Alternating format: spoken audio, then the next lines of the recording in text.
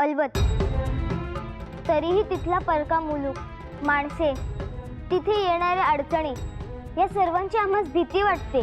सबब आबासाहेबांचे आणि आपले आग्रेस जाणे हे धोकादायक आहे.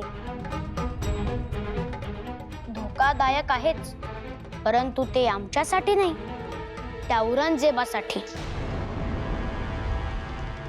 येसू आजवर स्वराज्याचा शत्रू हा स्वराज्यावर कधीच मात करू शकला नाही.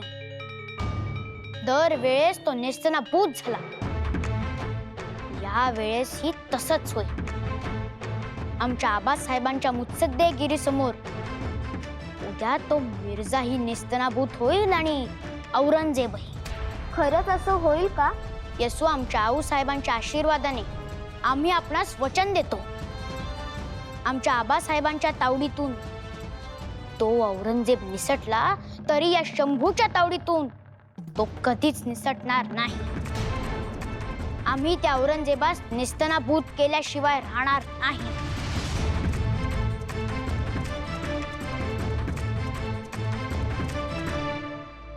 राजे, तुम्ही सांगत असलेल्या साऱ्या गोष्टी पटत असल्या तरी एक पिता म्हणून तुम्ही विचार करा. एकीकडे दख्खनेस असलेल्या मिर्जाचं वचन, बहिर्जी आणि त्यांचे हेर यांची उत्तरेतील यंत्रणा, तर दुसरीकडे खुद्द बादशाह आणि त्याच्या कानास लागणारे त्याचे नातेवाईक जे तुम्हास पाण्यात पाहतात. सुरत बदसुरत केल्यानं रोशनारा बेगम आणि शाहिस्त खानाची 3 बोटं उडाल्यामुळे त्याच्या बेगमा आणि बेगमांचा मेहुणा जाफर खान, खुद्द वजीर, हे सारे तुमच्या वाईटावर आहेत राजे. आणि तुम्ही म्हणता धोका नाही? आऊसाहेब,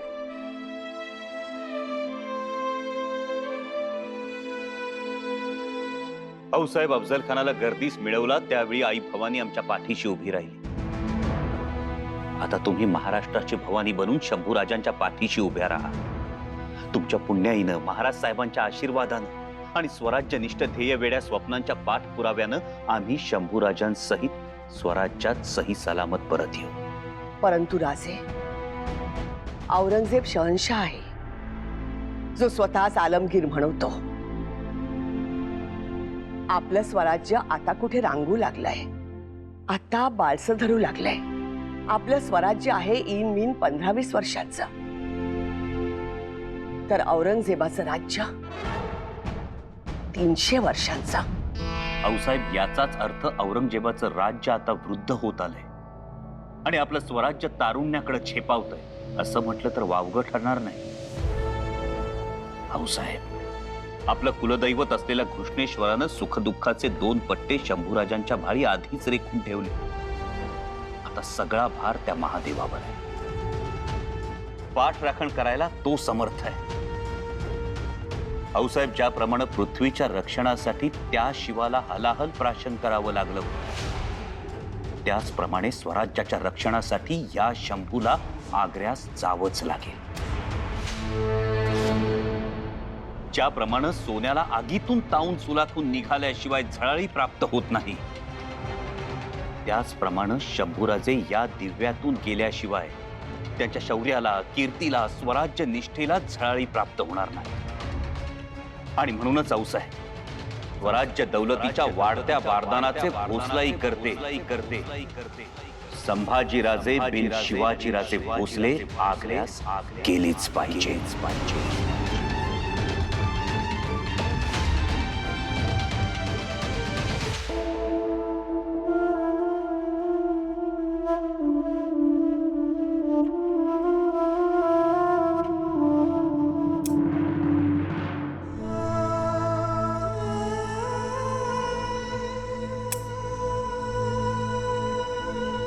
आपा हुजूर, क्या आपने हमें याद किया? जी हाँ। जी फरमाइए, हम क्या खिदमत कर सकते हैं आपकी? वजीर आलम, हमें एक बात की जानकारी चाहिए थी जो सिर्फ आप ही हमें बता सकते हैं। किस बात की जानकारी चाहिए थी आपको आपा हुजूर? हमारे भाईजान हिंदुस्तान के तख्ते ताऊस के बादशाह सलामत है। अलम हिंदुस्तान उन्हें आलमगीर के नाम से नवाजता है। इस सरजमीन पर ऐसा कोई अल्लाह का बंदा नहीं जो उन्हें शय दे सके सिवाय उस काफिर सिवा के। खुदा ने सच फरमाया आपने आपा हुजूर। उस सिवा ने तो नाक में दम करके रखा है। बहुत ही तेज तर्रार इंसान है वो। वजीर आलम, आपने जैसे अभी उस सिवा की तारीफ की, वैसे ही उस सिवा के खुशामदगार और कितने हैं हमारे दरबार में? आपा हुजूर, हम समझे नहीं। सिवा को सल्तनत का दुश्मन मानने वाले, सिवा से नफरत करने वाले अल्लाह के नेक बंदे कितने हैं वो भी पता लगाइए वजीर आलम। आपा हुजूर, ऐसे लोगों की तादाद तो बहुत ज्यादा है। सिवा से नफरत करने वाले मेरे जैसे बहुत लोग हैं दरबार में। अच्छा,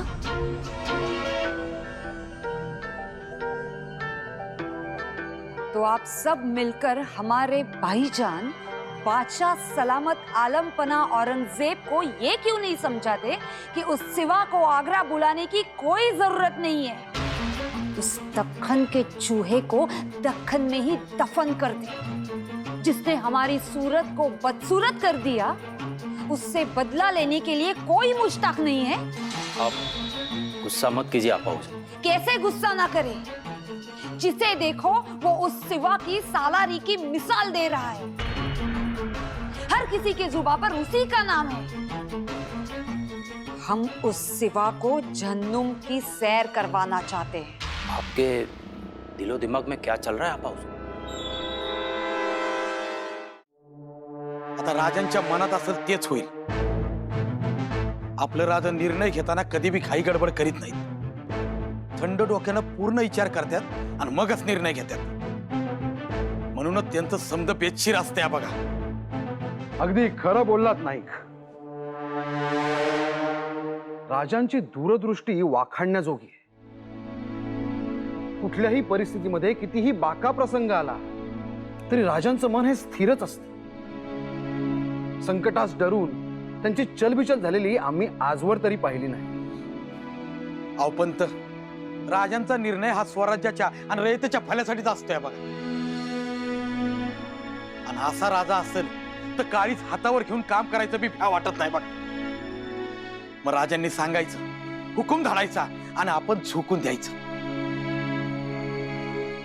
मागला पुढचा कोणचा बी विचार करायचा नाही। आणि खरं तर पंत, असा विचार करायची बी गरज वाटत नाही बघा आम्हाला। अगदी बरोबर बोललात नाही।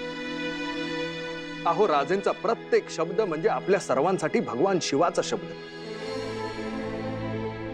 स्वराज्य स्थापनेसाठी राजेंनी स्वतःचं घरदार, कुटुंब, कबिला, स्वतःच्या जीवाची देखील पर्वा केली नाही। अहो, रात्र परिश्रम घेत आले।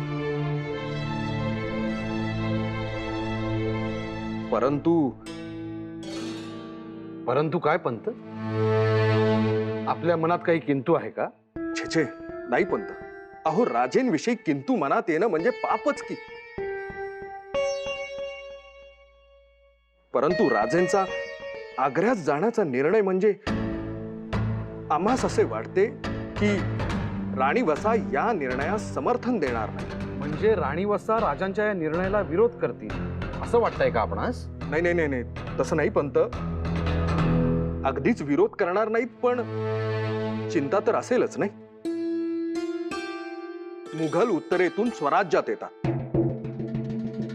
घातपात करतात, जाळपोळ करतात, रयतेस त्राही करून सोडतात। आणि आता तर राजे त्यांच्या मुलकात जाऊ पाहत आहेत। खरंय, या लांडग्यांच्या कळपात एकटं जायचं म्हणजे पंत अहो, वाघ एकटा सापडला की कुत्रे देखील समूहाने हल्ला करण्यास मागे पुढे पाहत नाहीत। आणि हे मुघल म्हणजे माणसाच्या रूपातले लांडगेत लांडगे। ते शांत बसतील भाई?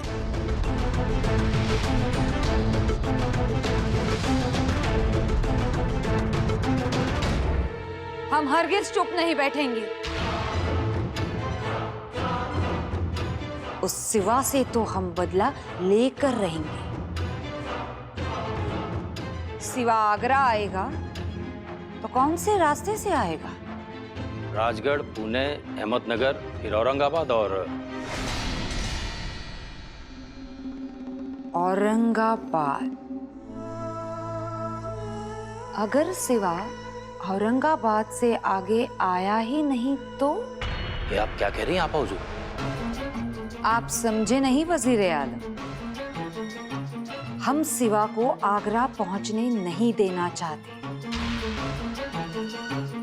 और इसीलिए जो जो मुमकिन है वो हम सब करेंगे। वो तो ठीक है आपा हुजूर, लेकिन बादशाह सलामत तो यही चाहते हैं। उस बारे में आप ज्यादा मत सोचिए, हमें सिर्फ इतना बताइए कि औरंगाबाद का सूबेदार कौन है? आपा हुजूर, औरंगाबाद के सूबेदार शहजादे मुअज्जम हैं।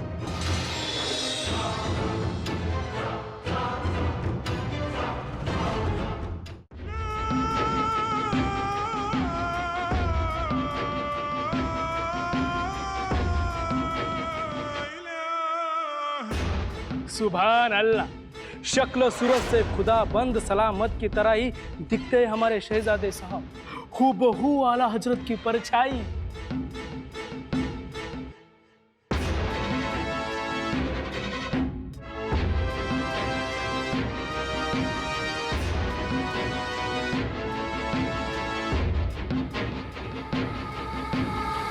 अल्हम्दुलिल्लाह।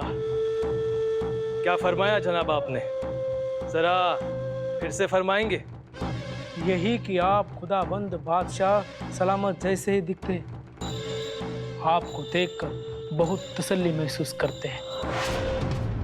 हाँ हुजूर, आपका दीदार हुआ तो मानो बादशाह सलामत का फलसफा हुआ। आमीन।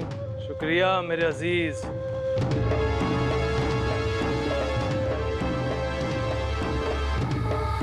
शहजादे मुअज्जम बिल्कुल अपनी अब्बा हुजूर की छवि है। वही रंग, वही नाक नक्शा, वही कदकाठी। इतना ही नहीं, उनका रुतबा भी हमारे भाईजान की तरह ही है। बुलंद हौसले, फौलादी जिगर है। शमशेर बहादुर तो है ही, लेकिन दुश्मन को नेस्तनाबूद करने का जज्बा भी रखते हैं। ये बिल्कुल सही फरमाया आपने आपा हुजूर। शहजादे मुअज्जम ही सही मायने में बादशाह सलामत के वारिस हैं। इतना ही नहीं, सूरत लुटने के बाद सिवा ने उन्हें भी चकमा दिया था और वहां से भाग गया था। और इसीलिए शहजादे को उस बेगैरत सिवा से बदला लेना होगा।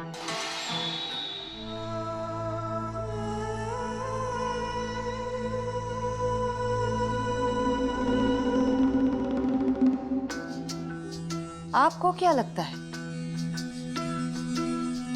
सिवा से बदला लेने के लिए शहजादे मुअज्जम क्या करेंगे? वो तो उसे जान से ही मार डालेंगे। सही फरमाया। और इसीलिए हमने उन्हें पहले ही खलीता भेजकर आगाह कर दिया है कि अगर सिवा औरंगाबाद पहुंचे तो उसे जहन्नुम की सैर करवाए। वो सिवा वहां पहुंचने से पहले ही उसकी कब्र खोद के रखे।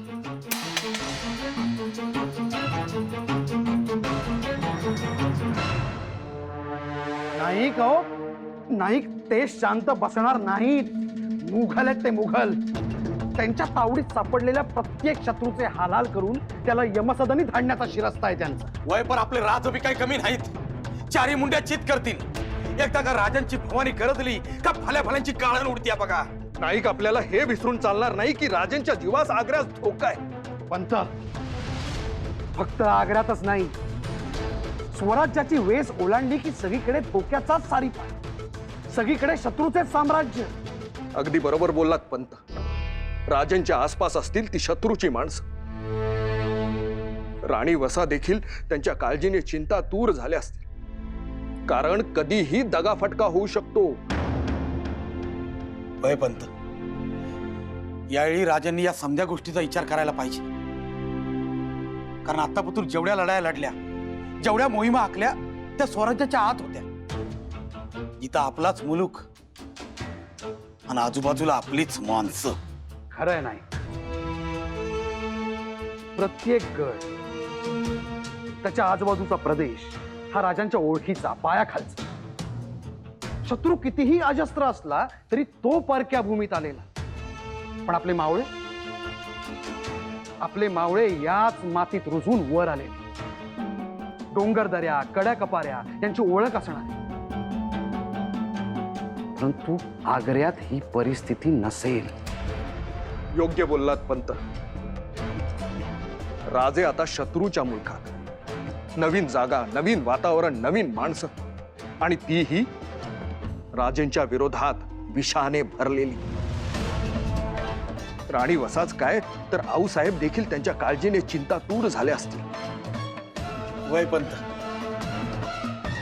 आता या प्रसंगी आऊसाहेब काय निर्णय घेतील तो लय महत्वाचा आहे.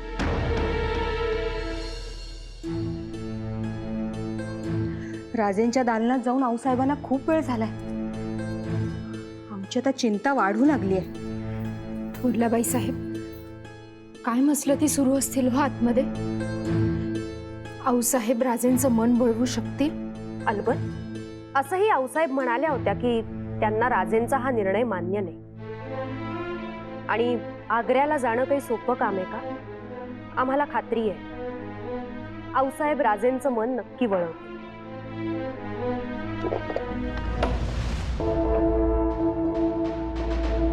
तयारीस लागा.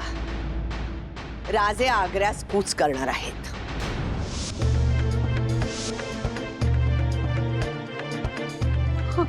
आऊसाहेब, परंतु सुनबाई,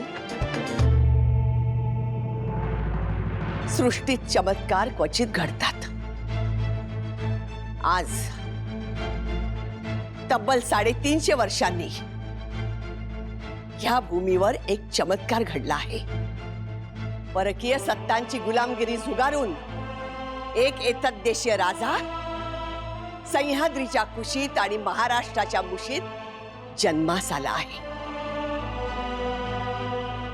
हा मराठ्यांचा राजा कसा दिसतो, कसा वागतो, हे केवळ उत्तरेच नाही तर अलम हिंदुस्थानच दाखवण्याची वेळ आली आहे.